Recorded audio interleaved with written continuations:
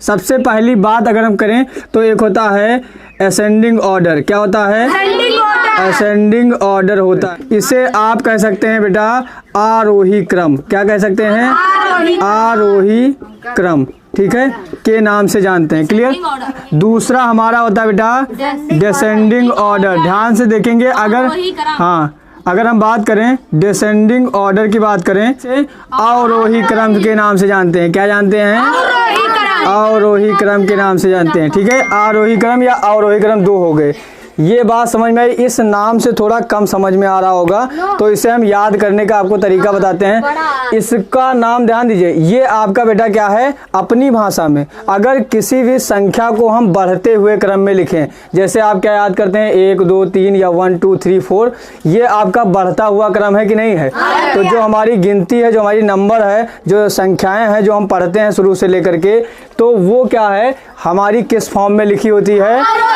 आरोही क्रम या ascending order में लिखी होती है। आपको इतनी बात पता हो गई कि अभी तक जो हम गिनती पढ़ के आए हैं वो हमारी किस ऑर्डर में है? असेंडिंग ऑर्डर या आरोही क्रम में लिखी होती है। ऐसा क्वेश्चन आता है। बात समझ में आई कि नहीं? तो इसको हम एक और नाम से अपने हिसाब से जानते हैं। किस नाम से? बढ़ता हुआ क्रम। क्या कह सकते हैं बेटा?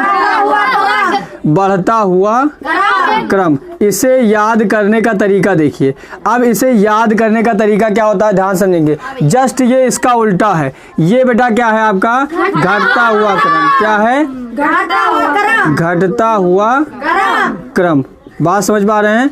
ठीक है, घटता हुआ क्रम, ठीक है। अब दोनों चीजें आराम से समझेंगे। ये चीजें क्लियर है। यहाँ पर आगे अगर हम बात करेंगे बेटा तो इसे याद कैसे करेंगे। इसे अक्सर हमारी समस्या क्या है, हम आरोही और अवरोही में कंफ्यूज हो जाते हैं कि आरोही बढ़ता है या अवरोही बढ़ता है, ठीक है। ये चीजें दिक्कत होंगी। तो इसे याद करने के लिए ध्यान दीजिएगा, सबसे खास बात क्या है समझिए। देखिए ध्यान से, आरोही क्रम में बेटा क्या लगा हुआ है? बड़ा लगा हुआ है। अवरोही क्रम में क्या लगा है? तो ये हो गया बड़ा, ठीक है। अब ध्यान से समझेंगे, देखेंगे ये बड़ा आ जो लगा है वो आपका क्या हो जाएगा? बड़ा है, ठीक है। और उसमें अवरोही में क्या है? छोटा है, ठीक है, ठीक है। अब आप समझ सकते हैं बड़ा और छोटा से। बड़ा है तो बढ़ता हुआ होगा, यानी आरोही जो होगा आपका वो बढ़ता हुआ होगा, और छोटा है यानी छोटा है तो वो घटता हुआ हो जाएगा। इस तरीके से आप याद रखेंगे कि आगे छोटा है या बड़ा है। इस तरीके से आप कभी नहीं भूलेंगे कि कौन सा बढ़ता हुआ क्रम है और कौन सा घटता हुआ। बात समझ में आई? आपको इतने आंकड़े दे रखे हैं, इनको हमें लगाना है, ठीक है। किस फॉर्म में? असेंडिंग ऑर्डर और डिसेंडिंग ऑर्डर में लगाना है। ध्यान दीजिएगा। सबसे पहली बात, अब ये है आपका बढ़ता हुआ क्रम। कौन सा है? बढ़ता हुआ क्रम है। तो बढ़ता हुआ क्रम यानी सबसे छोटी संख्या इसमें ढूंढेंगे। इसमें सबसे छोटी संख्या क्या है? 1 है। उसके बाद 2 है। उसके बाद 4 है, 5 है, क्या हो जाएगा? 7।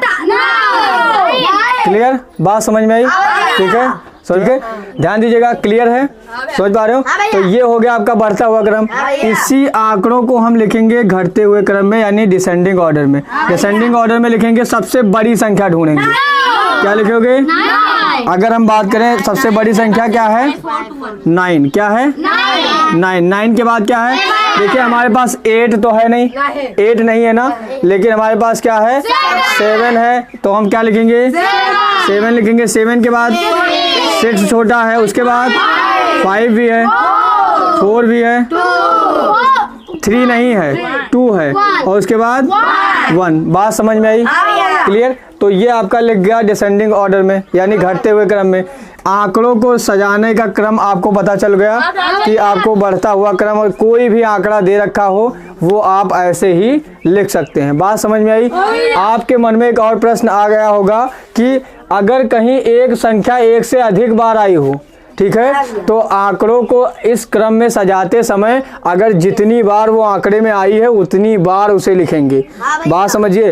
अगर कहीं पर मान लेते कि 4 जो है यानी 4 जो है वो हमारा 2 बार आया होता, तो 4 यहाँ पर एक बार फिर 4 लिखते। समझ गए? जितनी बार आपके क्वेश्चन में आंकड़े रहेगा वो उतनी बार उसमें लिखा जाएगा। 6 अगर मान लीजिए 3 बार कहीं आ जाए तो यहाँ पर जहाँ कहीं 6 होगा वहाँ 3 बार लगातार लिखा जाएगा। बात समझ में आई? तो जितनी बार वो मिलेगा उतनी बार हम लिखेंगे। क्लियर? ये बात सबको क्लियर हो गई कि आंकड़े क्या होते हैं, आरोही क्रम या अवरोही क्रम या असेंडिंग ऑर्डर या डिसेंडिंग ऑर्डर क्या होता है। कोई भी आंकड़ा मिलेगा तो आप ऐसा सीखेंगे। बात समझ में आई कि नहीं आई? क्लियर? अब ध्यान दीजिएगा, इसमें हम कुछ और बेसिक आपको समझाने वाले हैं।